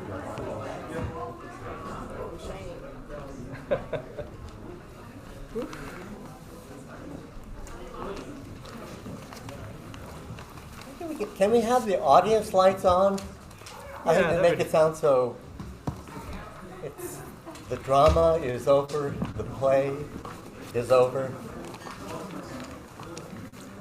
So welcome to the post-show Q&A discussion of Nagahara Hideaki's play, The Ones Who Leave. My name is Philip Gotanda. I'm with the Theater Dance Performance Studies Department, and I've been a consultant producer on this project, and I was asked to lead this discussion, and first let us all introduce ourselves. Thank you, Philip. Hi, everyone. My name is Yu Tong. I am a junior English major. I transferred last year in fall from De Anza College in San Jose. But my home is in Gaborone, Botswana, which is in Southern Africa. Oh. So, yeah, thank you for being here. And I'm Andrew Leong. I'm an assistant professor of English in the University of California, Berkeley, and I've been the translator of the play. And I guess I also wore another hat as producer, too. Well, I thought first I'll, ask some general questions, and first I'll ask Andrew, how did this all come about? This is a play that I had never heard of. I wasn't aware of any of this kind of world that existed in Los Angeles. So how did you come across this, and how did you get to this point? So I have a visual aid and sales tool. So as I was graduating from a PhD program in Comp Lit here, I looked at an annotated bibliography of Japanese language, Japanese American literature called A Buried Past. It had been compiled by historians and undergraduate students in the 1970s, and there's a really poetic reference to one of the novels written by Nagahara, Lament in the Night, which was the title novella that I translated here. And then another serialized novel called Osato-san. It's also been the kind of the effect of librarians working really, really hard to archive and preserve this material, even if the audience of scholars and readers was not necessarily as huge as it should have been. A really brilliant East Asian Studies librarian at University of Chicago made available a reprint edition of an anthology of Japanese language, Japanese American literature that was published in 1927, and unusually the full 3-act play of Sariyukumono, or The Ones Who Leave, was there. So it followed from starting with a novel and then becoming interested in what he was doing as a playwright. Given that history, we're here, and I'm curious to know how it was to direct this production of the stage reading. So this originally started off as a staged reading. The starter, I'm thinking in terms of bread making metaphors. The starter was that it would be a stage reading. Everybody would just be reading in their characters. And then as we started our rehearsal process, we started finding that some of the things would be easier if we actively blocked it out. So it was a process of evolution, trial and error, making decisions, unmaking those decisions, and then so much incredible input from our cast on what works for them, on what they think their characters would be doing, in terms of blocking. There was a lot of just actor feedback, telling the production team how this would work best. And I would call it like a metamorphosis, and now we have this fully baked bread, just to bring it back to that metaphor. Is there anything that I missed in that? No, that sounds pretty good. Okay. Andrew, this play has a particular history in terms of its context, the time period it was written, and the playwright. It's very kind of different than what I'm accustomed to. I'm curious as to how that came into play as you translated the piece, because I noticed there are some things that perhaps are drawn from Western theater. Then you alluded to that perhaps are things that are used from no. So how did you proceed to translate the work, given all of that? Yeah, one way of building off what Yutong was saying about the importance of blocking or moving and not just doing the table reading or a fixed standing reading was that some stage directions just wouldn't have been noticeable to me. So everybody entering in from the front left, it wasn't until that I saw it that I was like, oh, this is like ripping off the Hanamichi entrance of kabuki actors. Like, and even the orientation of the stage, I don't know if Nagahara was conscious of this or not, but it was interesting that hierarchically the older and more respected members of the family were in the kaminote, or the upper stage, and then the lower stage was usually for younger folks. So that correlated with standard stage orientation for kabuki performance too. And then some of the biggest translation problems, and that the cast really had to work to figure out, were how to translate the central emotion that Kenkichi has of urami, or resentment, hatred, shame, torment, and it's like one word in the original, and I was like, I could just translate this as hatred, but that just sounds like it's like a teenage adolescent, like, I hate my mom, right? Like it's not, it doesn't quite get across like a registration that Kenkichi is feeling all of the consequences and damage of childhood abandonment, social status loss, and you know, hating your mother is alone is, I mean, lots of people at various points, not my mom who is in the audience, you know, people may say things that they regret about their mother, but people don't usually go for 4-year pilgrimages across an ocean to resolve hating their mother, right? Like, so that I just had to think back to, okay, what kinds of play texts or emotional contexts cite this kind of, you have an originary resentment, and that's enough to drive the action and the way that other characters try to appease or resolve or deal with that really intense emotional structure. How was that approaching it as a director? An actor has a moment like that one, or other times when love is declared, and trying to think in terms of, well, how do I direct this?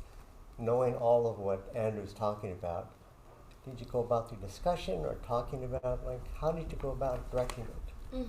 So at the beginning of the rehearsal process, we often really just sat down with the cast and had conversations where we would just ask questions like, what do you think your character's trying to convey here? And one very specific, I think, aspect of the play is that it has these double ellipses, where it's just a lot of pauses. As you might have noticed in the stage reading, where it's like a lot of silence, or the rain is particularly noticeable. And we try to have a lot of these conversations to really pinpoint or at least discuss and figure out the kind of emotions, the thoughts that are going through our characters' minds, our motivations, what's driving them. And I think, practically speaking, when we're actually putting it onto stage, our actors have these just amazing ranges of emotion. And I've absolutely been in awe just witnessing these amazing peaks and then the dips where it's just deeply contemplative and it's emotional, and Kenkichi does this thing where he's just like boiling, but it's like huffing and puffing, kind of. And then you reach these points where it's like, everyone be quiet, you know? And I'm hoping that you felt like this was an emotional roller coaster where we just kept turning up the intensity and then turning it down. And our actors have just done it in terms of volume, in terms of just, I call it like the texture of the words in the way that it comes out. And it's just various like technical, practical aspects. I think you did a very good job.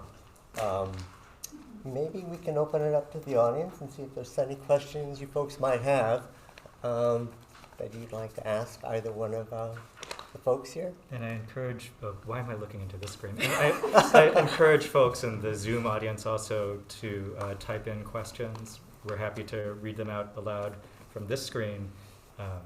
to have you join in the conversation too. Yes. First of all, thank you so much for bringing us and bringing this to Want to us. speak up just a Thank bit? you so much for bringing this to us and making this possible. This question is for Andrew. It's about the translation and any challenges, contextual and otherwise, that you encountered during the process of bringing, bringing this forth as a reading and then as a production. Language isn't just language, right? There's so much inherent cultural context, historical context, and so we'd love to hear your thoughts on that. Yeah, so I'll again build off, and we'll exchange that. So the question is about translation challenges and contextual issues, that it's not just a question of translating the words, if I'm paraphrasing correctly.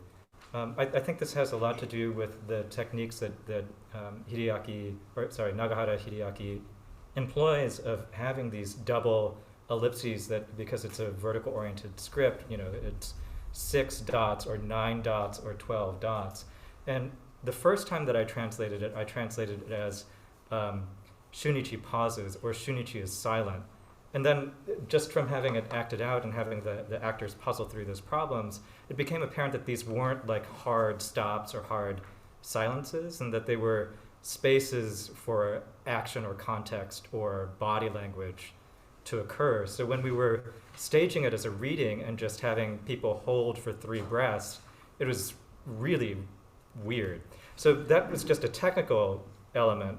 The contextual element is that every gap or pause is an audience viewing that at the time would be able to fill in that gap and be able to imagine what the words that are filled in there. So if you're doing this in a different historical context, separated by 100 years, with different social norms and different expectations of how to fill in the gap, that creates a lot of challenges as a translator to make sure that those gaps are there for the actors to fully explore, okay, what is the nature of Kenkichi and Yoko's,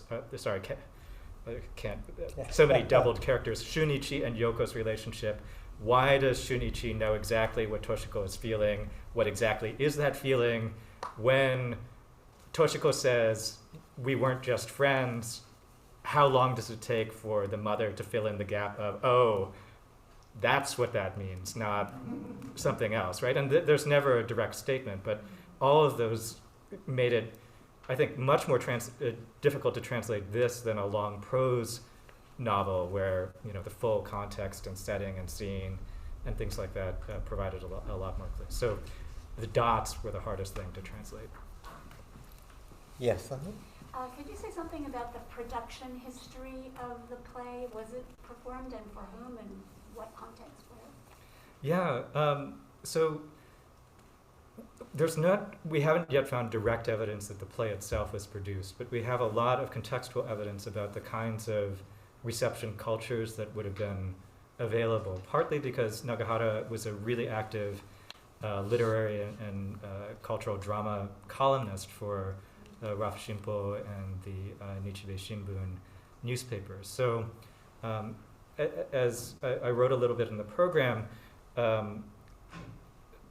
essentially like theater exiles from Japan had come to the Los Angeles area to try to get parts in Hollywood, when that was more imaginable during a silent era where actors like Kamiyama Sojin or Yamakawa Uraji who would perform in Thief of Baghdad and not be required to produce English dialogue, but just look really amazing because they look really amazing. Right. And so those folks were involved in modern Japanese theater in Japan at a time when there was a kind of crackdown on smaller independent theater as being too left-wing or left-affiliated, and a real drive to do research into theater. So they called their play groups things like Engeki Kenkyukai, or theater research societies. And they formed one in Los Angeles called Rafu Engeki Kenkyukai. So they interpreted maybe what they were doing as experiments in a kind of naturalist, like, let's see what happens when we do this, what happens to our bodies, how are we reflecting social relations. So that's one side. The other side is that Nagahara was a huge fan of little theater and community theater in the Los Angeles area during this period. So, there's one article that I really like where he's fanboying essentially about seeing Max Reinhardt in profile at the Pasadena Community Theater in a production of Kupchak's RUR, like the robot drama, which apparently like small theaters really love to do because it just let them, wear robot costumes. Those kinds of energies around little community theater and then naturalistic, like let's see what happens when we throw a bunch of different character types together and how we can develop acting out of that, seem to be the expected production, even if we're not sure if it actually happened. I noticed some of the actors are here, and I won't necessarily call you to stand up, but if you have any questions or comments you'd like to say about rehearsals or the play or something that you'd like to kind of share with us, now would be the moment, if you wish to. Is there anyone?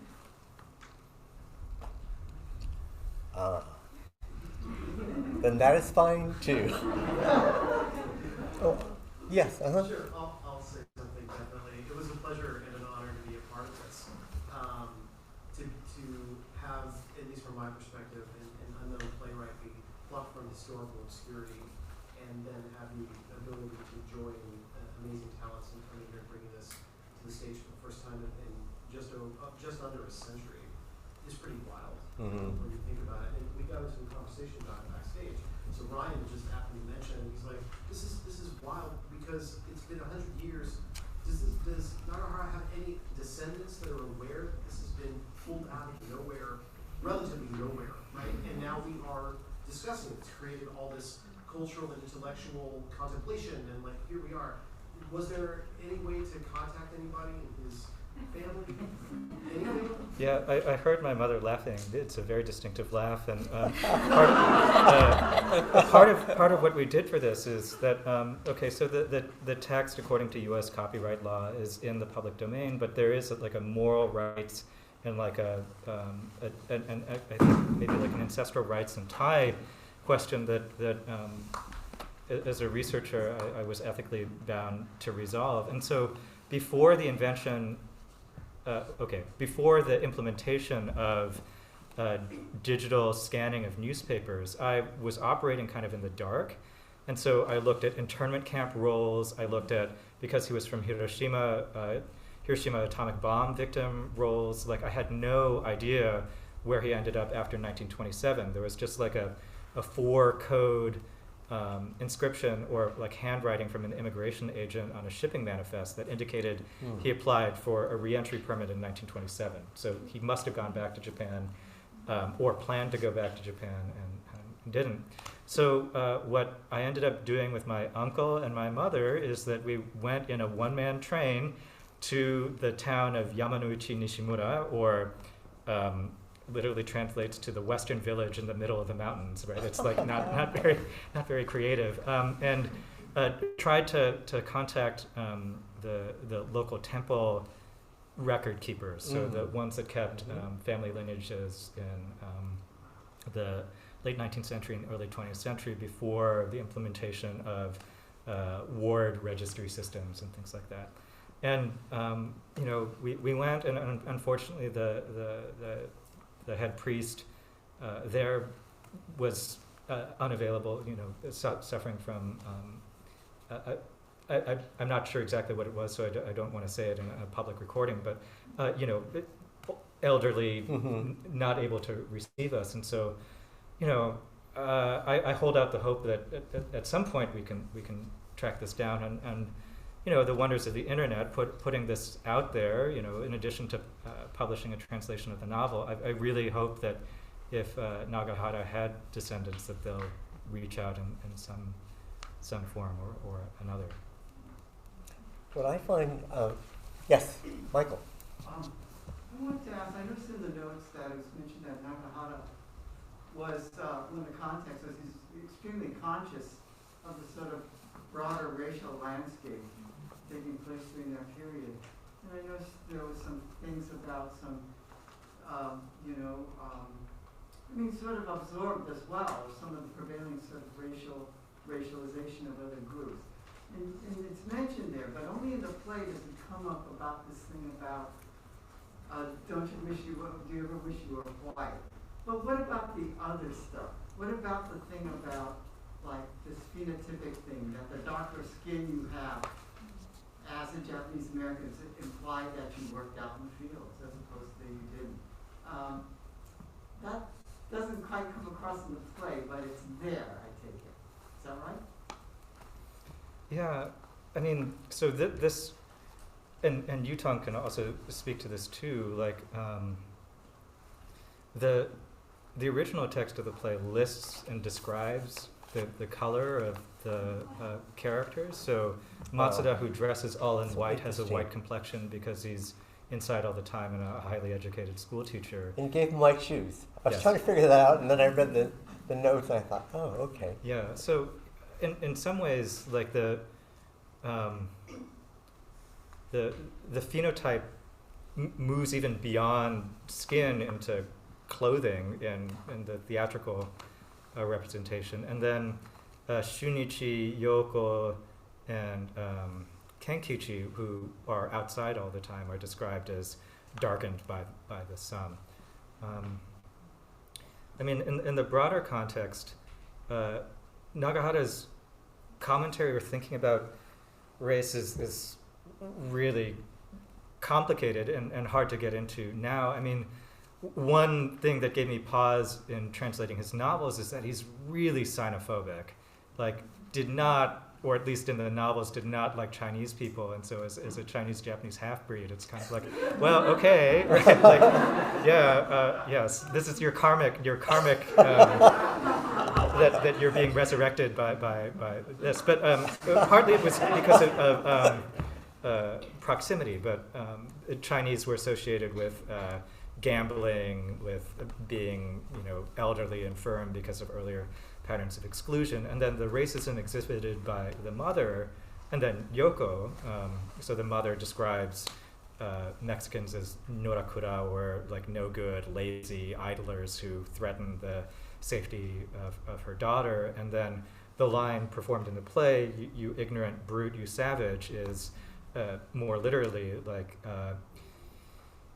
Injin mitai muchi de yaban desu. So like an Indian, a brute and a savage. And when Shunichi says, "Yes, I am an Indian, a brute, a savage," it has a nuance that is hard to process. I mean, that raises a huge number of questions about the way that this family is represented as perceiving indigeneity and Mexican co-workers and the farming community, and it's a really open and difficult question. And Yutong can say more about decisions about performance around these issues.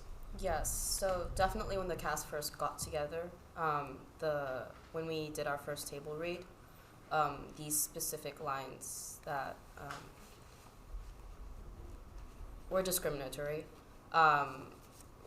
we could sense the discomfort amongst our cast. And then there was a lot of discussion with translation based off of the cultural, the historical contexts. And I think that also it points to the fact that our translation and our production didn't stay true to Nagahara. Sorry. Just vaguely looking upwards, we did not stay true to the original text because of, I'm sorry, I just lost my train of thought. Well, first of all, it's in English. That's pretty not true to the text. Yes. Yeah. But the 21st century kind of point of view. Exactly. And really just being conscious about what our responsibility is towards not exacerbating these ideas, as well as just really trying to tread that line between this historical translation and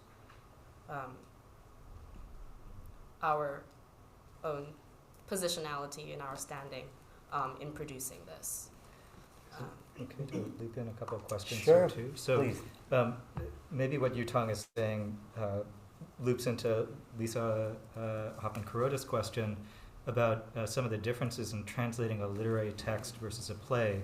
And the most obvious one that comes up in this context is translating a play. You're asking or imagining that readers will say these words out loud. And in a literary text, you're not making that demand of an actor. I mean, like somebody could read it out loud, a teacher or someone could ask students to read things out loud, but the problems of embodiment or position become really clear immediately just in actor performance. So translating and adapting at that level is quite different. If I may add to that, I think in the production, I personally got the sense that we were actually bordering a fuller piece of literature versus just a play, especially with our narrator actually describing the scene to us, because we didn't physically build the set. We had that narration of the omniscient person who sees things. And before we fully physically blocked out the space, all of the actions, the looks, the covert glances were all read out. So yeah, that's what I have to say about that. Good. Yes. Speaking of the narration of the scene introductions, I'm very struck by this idea that the action takes place 1 year before the passing of a law. So somehow it's already a historical drama. It's already got a historical drama, and I'm wondering, in general, the way that both the original text has a kind of historical position, and also what you think of putting it on now in 2022 after, let's say, the history of the 20th century, both internment and dispossession, but also civil rights, that would be unsurprising to have a Japanese on now. What difference that makes, this kind of retrospective gaze, which is inbuilt to that first narration, what difference does it make? Yeah, that's a really good question about thinking about the historical retrospective of the play's setting direction, saying that it's set 1 year before the passage of an anti-Japanese land law, not specifying that year. But if we take it to be one of the more prominent anti-Japanese land laws or anti-alien land laws in California in 1920, then we could put this play in the summer of 1919, which is 1 year after the height of the Spanish influenza. And for just added historical reference, that was the year of the rice riots in Japan, where massive inflation caused by a war in Europe, and then a failed intervention of the Japanese, the US, and others in the Siberian intervention to try to contain what was then Red Russia. All of those are kind of lingering in 1918 and 1919, and the way that the play is set, it's about the collapse of a farm family, and it collapses even before there would be the additional body blow of dispossession or restriction from the alien land law. So that also points to a broader question about why translate this now, and why this play maybe hasn't been, or why there might have been some discomfort about translating it, because it shows a real underside of Japanese American family life that I think was meant for semi-closed Japanese language audiences. Like at a time of immigration exclusion where white Anglo exclusionists were really interested in depicting Japanese as immoral, vagrant wanderers who could not maintain sustainable and assimilable family structures, right? Like showing a play like this to a broad audience would have been disastrous. So there's a reason why I think translation and performance have been historically repressed, and maybe we're at a moment where we can look back to what would have been a semi-closed play in the early 21st century. Yes. I'm wondering if you could speak a little bit more about the character of Shinichi.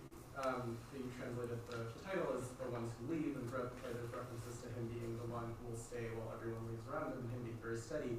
But then it's also set a year before him staying might mean that the U.S. government is coming for him, right? So, I mean, just, is there kind of, what is the play trying to say about leaving versus staying versus the kind of quandary that all these people find themselves in, especially Shunichi? Yeah, I mean, poor Shunichi. He just wants to buy Shincho and Kodan Club in the city and have like a gay old time instead of listening to a boring, grim Buddhist sermon, right? Like, and the price for that is, you know, getting run over by a car and having his leg broken and being unable to like resolve his relationship with his wife, and then like his projected eternal conversation partner, Kenkichi, also leaves, and so it's like. Yeah, you know, so a part of this has to do with, and the historian Mikiso Hane has a really great line about this, that the prisoners of the farm family in the Japanese household are women and the eldest son.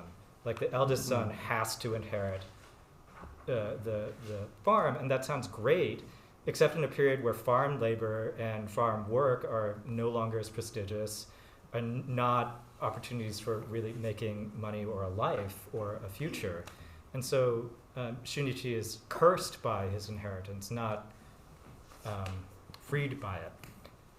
And I think that was something there. This may loop into Ajitia's question here, which I think goes to Yutong too. How did you go about characterization with the actors, like filling in character or gestural language and things like that? That's a great question. I just quickly wanted to add on to that before, which kind of segues into this next question. I think Shunichi is also psychologically fixed on the idea that everyone's going to leave him anyways, because he keeps saying, oh, I knew this would happen. It was like he really willed it, and then he was like, yes, told you it was going to happen, and then it happened. So in terms of characterization, our characters are deeply complicated. They have many just facets about them. I think Shunichi in particular, at first glance, he's this strong son who's holding up the house. I just keep quoting parts of the play, the pillar that holds the house up. But he has, well, in my reading of it, this feeling of like inferiority sometimes because of his education, and he really has to be vulnerable in a position where he's expected to be the older brother, the one who takes care of everybody. And in characterizing that, I think the injury really physically brings out the weakness. And Ryan has just done a wonderful job of treading this line of really trying to be strong. But then there is this part where it's like a child that wants to come out. And you really see it when he's talking to his mother, and he's like almost whiny, but not whiny. Not whiny is the part that we have focused on, because he's trying very hard to hold on to this despite all the pain. And I think in characterizing other characters, Matsuda was a very fun one. To characterize. So Matsuda was just upwards trajectory. We start off with Chung, just having this school teacher, this loftiness, and then we just kept really magnifying particular aspects. And I was backstage, but I hope you enjoyed Matsuda dusting off the chair with his arrogance. And he also, with the arrogance, it's like paired with this nervousness, constant, like, oh, I'm trying to convince, but I also think I'm better than you. And everyone's just so complicated. And I hope in that long-winded personal reflection, it's answered some questions of characterization. I want to add here that I kind of have a soft spot for Matsuda. And part of this is being an educator, but also it's at the level of characterization too, to think about, okay, why would somebody there's that line from maybe Harry Turtledove that no one is a villain in their own story. That might be wrong, but no one is a villain in their own story. And if you think about it and read the text, what Matsuda says are perhaps the lines that should be followed by just about every other character. And like, follow your heart, tell what you really feel, and go with it, right? Like, this is modernity, or like what new women and new men should do. And the people that fail to do this end in tragedy. So even though it comes in a villainous package, I think, I mean, it's kind of like by presenting it through the villainous character, the audience can vicariously feel, oh, hey, I'm trapped in a loveless marriage and in this community theater and trapped in usher duties because of familial obligations or whatever. But I too could follow my true feelings and leave, right? Like that's kind of what maybe cathartically Matsuda offers and what I found endearing, even if villainous. Perhaps on that note, maybe we should, do you want to keep on going? Last chance, yeah. Last chance. Livy. Yeah, I'm so excited by this conversation about characterization, especially with the cast members and the audience. I'm just really struck by the rich decision making that is so palpable in each of your choices that went into this emotional roller coaster. Like even the instances when you chose to use the holding of the binder to some intentional effect, which I had wondered how that might actually be clunky or difficult, but was incredibly integrated by a couple of scenes in. And I wanted to ask a bit about kind of the more private moments that might have taken place during this staging process, because it strikes me as such a collective play. There's no privacy. There's so much shared space and always catching up someone else on what latest meltdown has taken place, and people are running in and out. And I'm wondering whether there were conversations, individually, like between some of you within the cast, and what that was like to try to, also bring in that like personal, interpersonal space that wasn't made available in the script itself, and how those choices were made. Do you think it became more of an individual process, or one that you would like negotiate with your cast members? Like, was it sort of said or unsaid kind of thing? Just so curious.